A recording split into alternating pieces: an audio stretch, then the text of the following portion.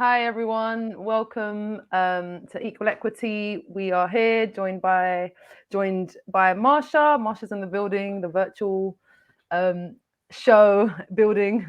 And yeah, we're just here talking about, so we're here in terms of equal equity, working in partnership with the National Youth Agency, but specifically the Impact Incubator is holding space for Black-led and also people of colour led organizations in terms of capacity building them into leadership, management, and policy. So yeah, just welcome, Marsha. How are you doing today? How's everything? I am very well, Milka. Thank you for having me. And yeah, just getting ready for the next couple of days. Yeah. Okay. Yeah. I just wanted to know a little bit more around, I know you've set up an organization, BelEve, with your sisters, two sisters. You've Yes. been running for 9 years. Just a little bit around, what is it about BelEve? How did it come about? And just you as well, actually, a little bit more around you and your journey too. Okay, cool. So my name is Marsha Powell. I am a mother and I'm a sister and I'm a friend. I started BelEve 9 years ago after the death of my mum. And I say it because it's so significant, the death of my mum, as to why BelEve is here today and thriving. So my mum was diagnosed with cancer in November 2010, Okay. and she died February 2011. So it was really quick. Yeah. And throughout that journey, I learned a lot about myself, but also a lot about my mum. And the lessons that I learned was how amazing it is to have someone who supports you Yeah. through your thick and your thin and enables you to be the person you dream to be. And quickly I lost that cheerleader, that backbone, that person who really gave me confidence in who I was at the time and who I am today, to be fair. And I saw that there was a little bit of a gap in the market at the time with regards to girls' intervention. So 10 years ago, female empowerment looked very, very different. It looked more like activism rather than female empowerment. And I wanted to do something that was slightly different from Girl Guidance and Browning. I wanted to build a supportive space for girls that look like me, actually, whereby they could grow, but also gain tools to be amazing young women. And what was really good is I've got some really good lived experience in terms of, being a young person who only had GCSEs, going into a workplace, and really establishing myself as Marsha Powell, the young Black woman who was ambitious, but didn't have all the tools to maybe move forward in that ambition, but being able to articulate myself and ask for the things that I wanted. And that was only through confidence. But within that time, I was able to get a degree and a master's, and actually have my dream job. So I always wanted to be a HR business partner from Wow. the age of 17. Okay. And I became a HR business partner. Amazing. But that happened with support outside of the workplace, but also in the workplace. So I had great cheerleaders within the organization I worked with, and I had mentors. And I gained so many tools that enable me today to be the woman that I am. And when my mum died, I thought, okay, I've got an opportunity here to actually live some of my dreams and make a real difference with girls who look like me, who may not actually have a phenomenal mum like me, and may not have cheerleaders or mentors or access actually to cheerleaders or mentors that can enable them to bridge the gap between their dreams and their reality. And that was really the driver behind setting up BelEve 9 years ago. Wow. And I think there's so much I guess from your own experience, and you're saying like your mom was your cheerleader, and wanting to give other young women that same space where there is someone cheering for them. Yeah. And not everyone might have, like you said, not everyone will have a mother that is as loving, as caring, as dedicated as your mom was for you. So yeah, genuinely, I think that just is such a powerful vision, powerful space that you've created for young women, specifically young Black women, young Black girls going into womanhood. Yeah, I'm just thinking like, what do you actually, what happens in the sessions, and how does it, like, I'm just thinking of like the details of the work, and I can imagine there's so much impact that you've already, in the 9 years you've been here, from a organizational perspective, there's so much that you've achieved. So yeah, I want to touch a little bit more on that. Okay, cool. So we work with girls from 8 all the way up to 22. And our foundation has really been around transition, so supporting girls in transitioning. So we use the concept of a butterfly at the beginning of our journey, because obviously butterflies aren't beautiful at the beginning of their journey, but they go through different processes in order to become beautiful. So for me, it was really important that we engage with girls as young as 8, because I believe that that's really the tipping point in terms of developing character and understanding who you are, and also loving yourself. I think beauty becomes a really big concept when you become about 8, 9, because I think you actually see yourself at that stage in your journey. But also I think with social media, like, the concept of beauty has become really prevalent and at the forefront of young girls' conversation piece and their world, to be fair. So we have a program called BEAM, and it's BEAM, and it stands for Beautiful, Empowered, and Me. And it's really for 8 to 11-year-olds, really getting them ready for secondary school, but really focusing on like friendships, loving yourself, being able to understand what makes you beautiful. It's not about your exterior, it's about your internals. What are your values? You know, when you show up in the world, like, what are your values, and how do you stay true to yourself, even when sometimes you can be challenged around who you are. And that program is really powerful because, like I said, it really gets them ready for secondary school, which is another big transition for them in terms of going into a big world of challenge, to be fair.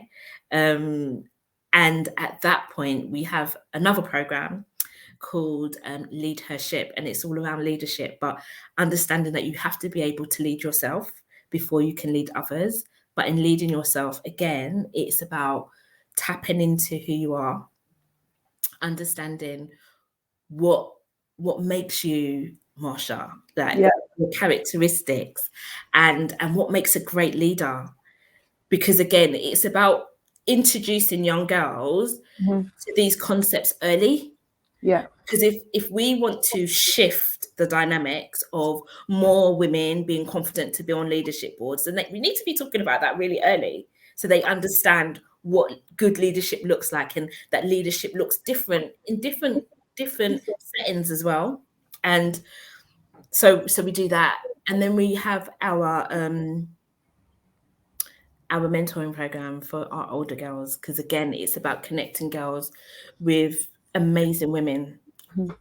And again, it's about, you know, showing them that there are women out there that are doing phenomenal things, also giving them an opportunity to explore different career options.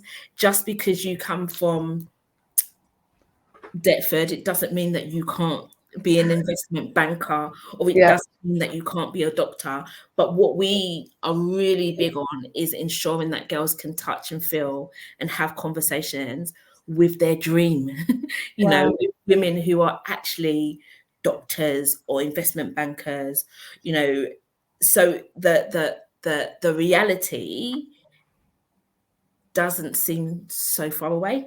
Yeah. So we have a mentoring program that we have been able to match over 200 girls with Wow. mentors over the last 2 years in COVID. And then most importantly, we have a sexual harassment campaign that we have been driving forward for the last 2 years. And it's really about pair-on-pair sexual harassment with young Okay. people. Because it happens, and as the Ofsted report has shown, it happens in schools. And the only way we can change the narrative and change the fact that young people think it's normal to sexually harass each other is by having those conversations. So we go into schools and we deliver some really good workshops and the young people in bringing about the change that needs to happen within their community. So as an organisation, we have some key programs that we deliver across the age group that we work with. But everything we do is underpinned by mentoring, peer mentoring, because I think it's really important for girls to see people who look like them, and also to build community, and a safe space. So. Yeah. There's so much in what you said, and I'm like just absorbing and taking it all in, and I'm like, wow, imagine being an 8-year-old in a session, just being able to explore your values, what's important for you, and having the support to transition into secondary school. Wow, like you just get, I don't know, maybe for my life experience, it's like you just get thrown in and you're navigating and you're, I don't know how many services are there for the transitional period, if I'm honest. So very few. So we saw that obviously there was a big gap, especially because of COVID around transition. So we got some lottery funding and we have offered our BEAM transition program to all the primary schools in Lewisham. Wow. And to date, and we went out, where were we? In September, right? September, we have got 12 primary schools who have onboarded on this program because they see that there's a need. And I think, girls transitioning into secondary school, very different to boys. Yes. I have a girl and I have a boy as children, and I've experienced it in terms of the issues that girls have going into secondary schools versus the issues that boys have. That program's like really good and has done wonders. Wow. For the girls who have come on. And even from that point onwards, they have even the concepts of leadership. I think there's a big conversation around, we need more women in tech, and we need more Black women in all these organizations and spaces, but and the concept of power for women, specifically looking at Black women, what does power look like? How do we step into our power? How do we, all of that? Yes. So that's one of the things that we really focus on with the younger girls, like what is your superpower? Yeah. So really identifying it and knowing when to use it and when not to use it, because again, power is a positive if you use it in the right way. So it's really, really supporting them in navigating the world, because I think, did you ever know what self-love was before you was 30? Because I didn't. I mean, no, it's not. It's a concept of, look after yourself, but not like the deep elements of who you are physically, emotionally, spiritually, all the layers of yourself. Yeah. So it's really bringing concepts to our girls early, so they have a good understanding, and ultimately this is about them being able to make better decisions, healthy decisions that enable them to have great career prospects and a great life. That's what it's about. You're giving them the toolkit, literally the tools before things happen. So I know we do a lot of conversations around, coping mechanisms and mental health, but imagine you start that at 8, like prevention, right? Before things happen, you can instill, you can provide, create spaces to allow people to have the tools, skills to be able to navigate the life things that might actually happen, Yeah, things, ups and downs of our lives. definitely. I love the fact that it's strength based. I think that's one Yeah, thing that really spoke to me when as you're speaking. I was like, wow, this isn't. You don't come to speak to young women after things have happened. You're speaking to them as young women, as yeah, children, as yeah. they're developing and growing, and that's phenomenal. You're doing phenomenal work. Thank you so much. And what's been, I guess, what's the vision for BelEve in 2022, 2023, like long-term vision? What's your hope for the organization, or all of your organizations? But So 2021, our mission was to double up. So okay, we've been working hard for 9 years in yeah, terms of making sure that we've got some great solid foundations with the charity. And kid you not, it's me and my two sisters that really hold up the charity, and it's only been this year that we've really capacity built. So wow, everything before now, it's been us. wow, So we've wanted to, so our mission was to double up. okay, So we wanted to work with 2,000 girls over the course of this year, and we've smashed that. We've worked wow, with over 2,000 girls, and we wanted to ensure that we got double the funds turnover that we did the year before. We've smashed that. amazing. So 2022 is about depth and not breadth. So we've done the breadth. So we've Okay, done the 2,000 girls, but now it's about really building community. So okay, having a number of girls who believe in BelEve and want to be a part of the growth, because I can't guarantee I'm going to be here forever. mm-hmm. But irrespective of, and I use it as a case study, irrespective of Brownie, the founder of Brownie, Brownie lives and breathes today. Mm-hmm. Yeah. So it's exactly the same. It's using that more community-based approach to build on the strengths of BelEve, so Okay. that we have a strong community of girls who eat, breathe, and sleep BelEve, in terms of, I believe in what they do. I want to be a part of what they do. I want to help the growth.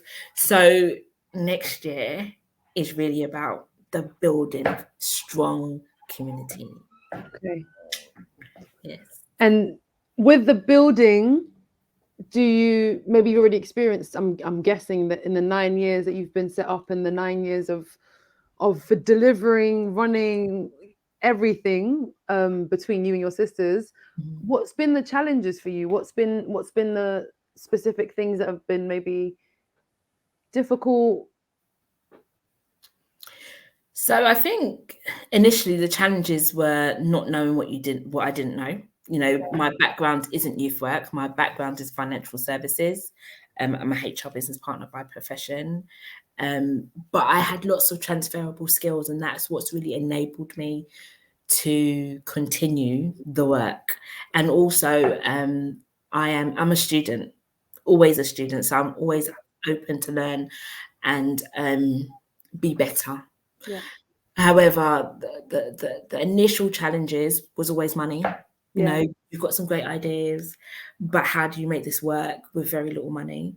yeah. Um, I think, the barriers have also been around access, Mm, access to good information, access to good systems that will enable you to capacity build, that will enable you to be sustainable as a charity. Because, as we have seen in COVID, there are so many good charities that have had to close because of those reasons: yeah, money, and not being able to sustain because of money, yeah, maybe of not having the right systems in place, i.e., making sure that you've got a good reserve, yes, and that's the bit that's really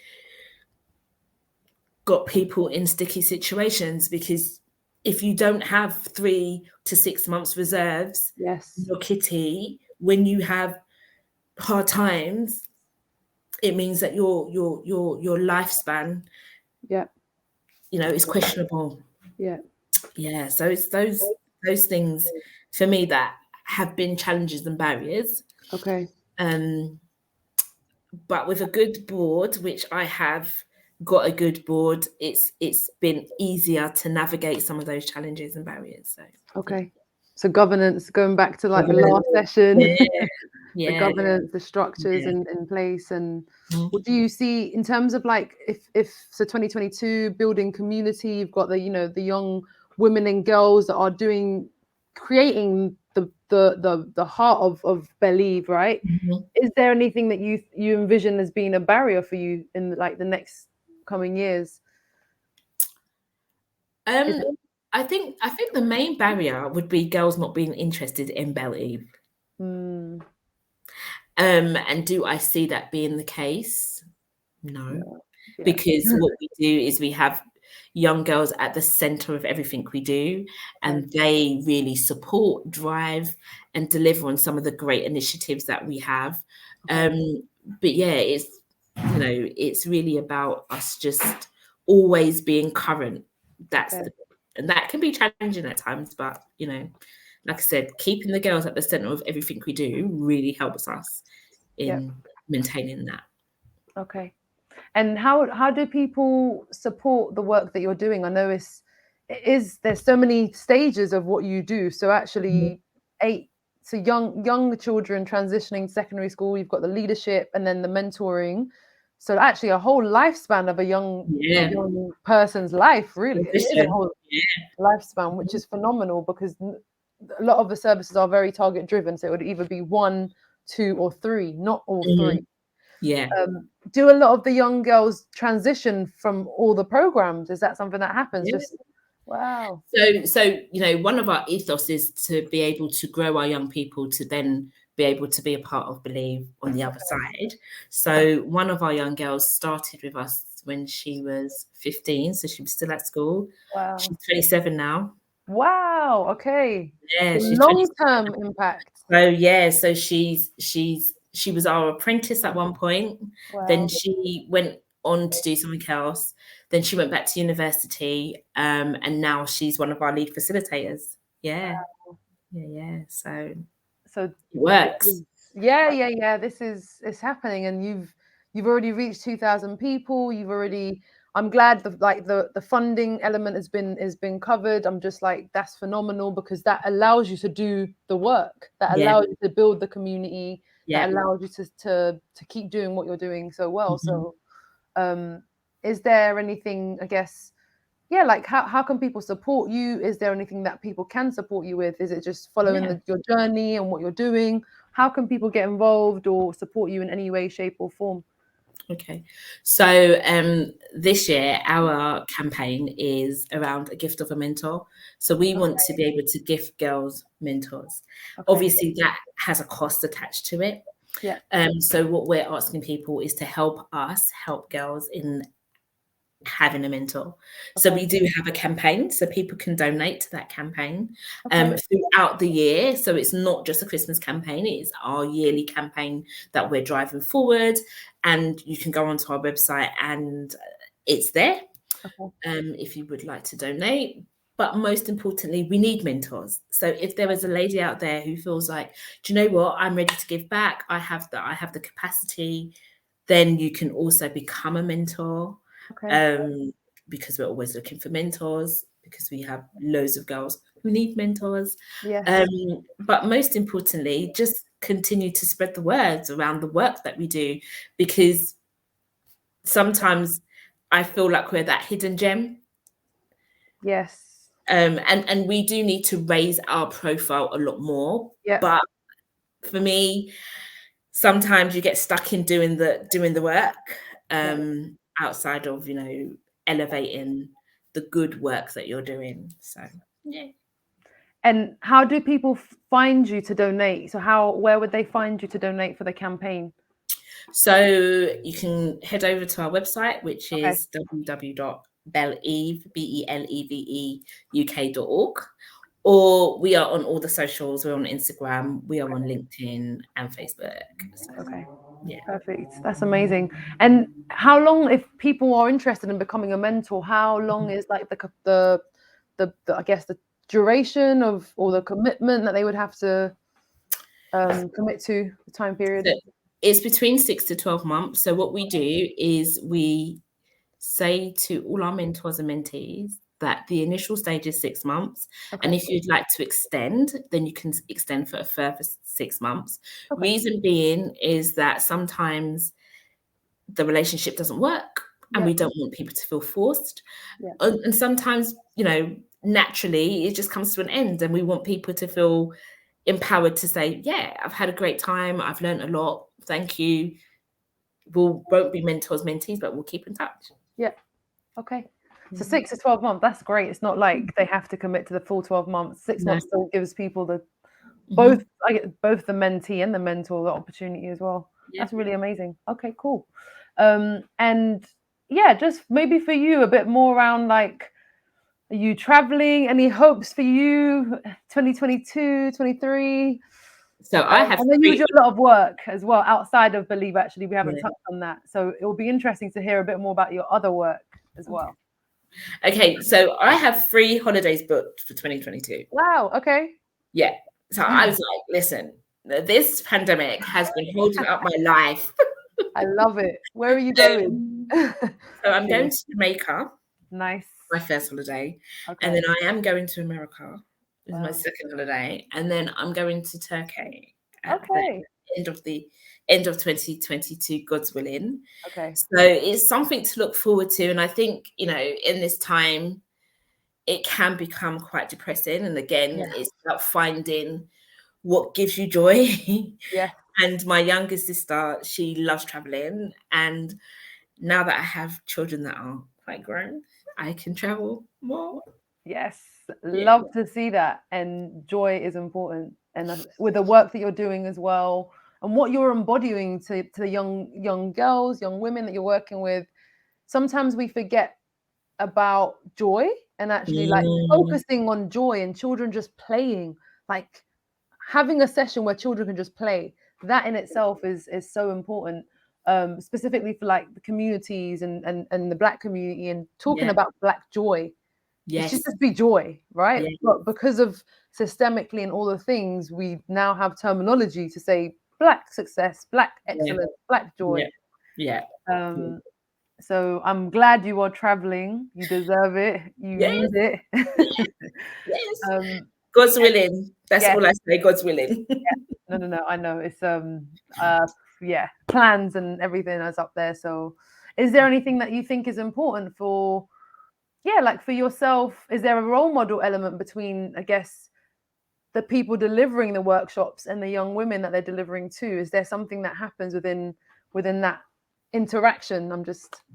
So my sisters and I, we do group coaching because it was really important for us to hold space as sisters, but as business partners. Wow. And like, the space is just amazing in terms of the things that have come up and how we have been able to grow as individuals, but as collectively. And one of the things that we focused on in our last session was what our values are. So what our individual values are and what our collective values are. And the value that is in the center of everything that we do is love. Wow.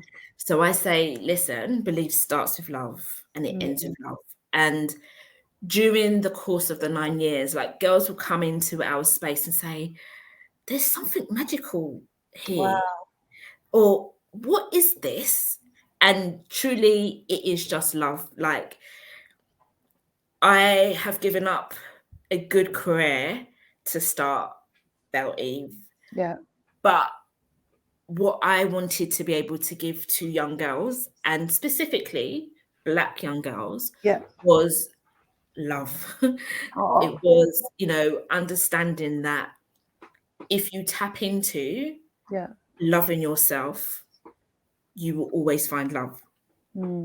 So that's it. So the thing that enables my facilitators to connect with young girls is that literally workshops, girls are like, I love it, I don't want it to stop. But yeah. And the fact that you're 3 sisters, imagine that you're in a space where 3 sisters, business partners, are in the session to deliver a workshop for other young women. So that alone is powerful around even family and the sisterhood, genuinely sisterhood. That is what it is. Yeah. And what that creates. And I think I love the fact that you said love. Love is an action word as well, right? Yeah. Love is not just an emotion, it's a verb, it's a doing word. Yeah. So through love, what is, I don't know, I'm just thinking of like the young women within the space. I'm a visual person, so bear with me. I'm like picturing sessions and the love. How have you seen other young women show love to the others in the space? Yeah. So I think in everything, people role model behaviors, right? Yeah. So again, like people often look at myself and my sisters and they're like, what is that? What is that? And because the center of everything we do is love, we're able to actually communicate that. Like it's us. This is our love language. This is how we communicate with each other. This is how we hold up each other. This is how we support each other in growing. This is it. Yeah. So, you know, the girls role model the behaviors that they see. Wow. Yeah. That's that goes on to mirror conversations around healthy relationships, whether it's their relationships within friendships, families, partners, life. So yeah. So we touch on subjects that some people might say scary. Like, I want my young girls to understand that you can have a toxic friendship. Yeah. It's important. Yes. Because toxic friendships exist. Yes. Even at 8. Yeah. So you need to be able to identify that my friend is actually being toxic or my friend is toxic. But at the same time, like I always say to girls, be the friend you want. You know, you have to be able to exhibit the qualities that you want to receive. Yeah. So let's go deeper on that. Yeah. What does that look like? What does it feel like? So, you know, what are your thoughts and your feelings and your behaviors around X? So it's not surface level, it's deep, but it's done in a very empowering, fun, loving way. And it's repetitive. It's repetitive learning. So you go into a workshop and we might talk about X, but you're really talking about Y. You know, and it's, you know, it's making sure that it's not a done to process with the girls. You know, they're a part of this journey. They can say, you know, this doesn't feel right. Okay, what doesn't feel right? Because again, we want girls who are able to articulate themselves, their emotions, and say what is working and what isn't working, and why is it not working. And I think even within those sessions, I can imagine young women finding their voice. And I think that's such an important thing when we talk about growing up and specifically looking at young Black women, black children growing up and to become, I guess, adults and how they're seen. And actually sometimes Black children are seen as adults. All of those conversations around like finding voice, learning to advocate for yourself, because the world doesn't always advocate for you or accept you. It's really powerful. I wish I had BelEve when I was young. That's what everyone says. Everyone says that, but you know, we have to start somewhere, right? And it's about, again, us always thinking about what problem are we solving. And I'll say this, I'll give you this story. So my daughter used to go to guides, right? And this was actually the reason why I started the BEAM program. And she was, I think she was about 11. She was 11, yeah. And it's in the evening, so it's after school. It's in the evening. It starts at 7. It finishes at 9.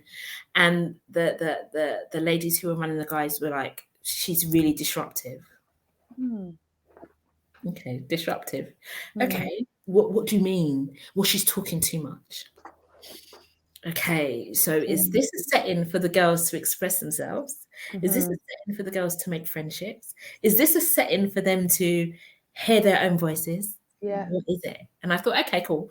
No problem. It's not a problem, because you know what? Maybe this setting isn't for her. Yeah. And I can take ownership for that. But what I'm going to do is I'm going to create what I believe she needs. Yeah. So she was really the driver Wow. behind me setting up our Beam program. And we was running our Beam program across Lewisham, and we Wow. had it in about 5 youth centres across Lewisham. So touching Yes. on a weekly basis over 100 girls, and giving them that space. And imagine what that does for that young person if in a school setting, in every kind of setting, they've been told, oh, be quiet. Be quiet. Don't use your voice too much, or you're disruptive, or you're aggressive. All these kind of labeling that happens to children, men and women, and non-binary, everyone else, just children in general. What happens specifically is for the children that are Black, what does that look like when they grow up? They're now seen as aggressive, and they're now seen as all these kind of labeling. But what you're doing is changing the narrative and saying, bring your voice, be who you are, and you're here. You can be who you are and be present.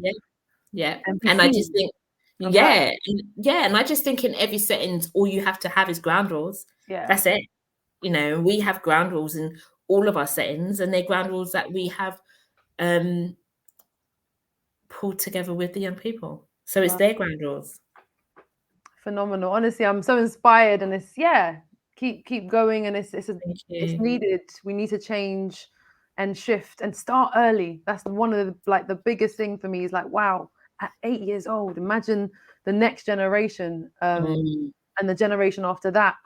And if we've started things from an early stage, actually, hopefully, context, they might not be able to control the context in which they grow up in and the things that might happen contextually.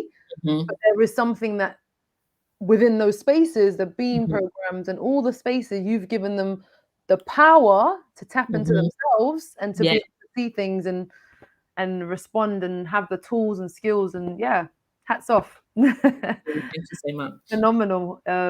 And I think it's just been really nice to hear from your perspective, the work that you're doing, where you're at, your vision. And it's been just great to have you on the incubator. So thank you. I've enjoyed it. I have really enjoyed it. And I've learned so much, I'm a student. Yeah.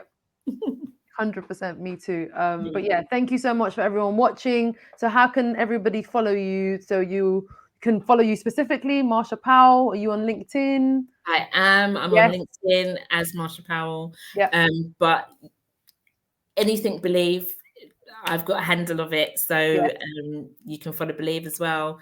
But yes, I am definitely on LinkedIn. And is it BelEve on Instagram, Twitter as well? It's BelEve UK. On all of them? On all of them. Yeah, BelEve UK. Perfect. Okay. So everyone can follow the work you're doing and everything else you're doing as well.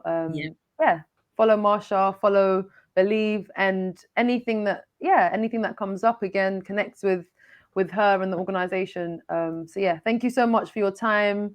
It's been nice just having a chat and just getting to know the work you're doing a bit better, and advocate for the work you're doing. So thank you so much. Thank you so much. Look after yourself. Take care, everybody, and thank you for watching.